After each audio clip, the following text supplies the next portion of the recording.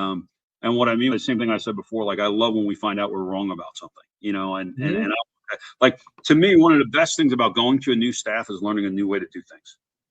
Learning a new way to do things. I think that is awesome when you get to do that.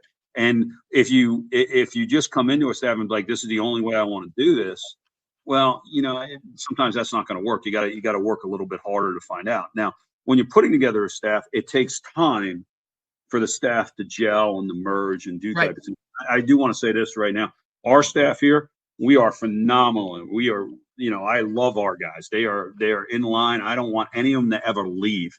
But with that, I would say I think all of them will eventually leave because they're great coaches and they're going to get other opportunities at times. But right now, we all just want to see the same thing. We want to see Wilmington College be successful. And I think that's really important. You can't have a coordinator. If you really want to be successful and maximize your ability as a team, you can't have a coordinator that's worried about his numbers, rather than worrying about, being the most successful team that they can be.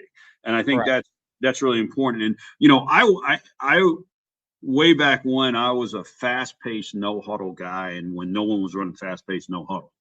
And it was great. And it gave us an advantage and all those type of things. And, what Morris, one of the things that we did is we took a step back and said, you know what?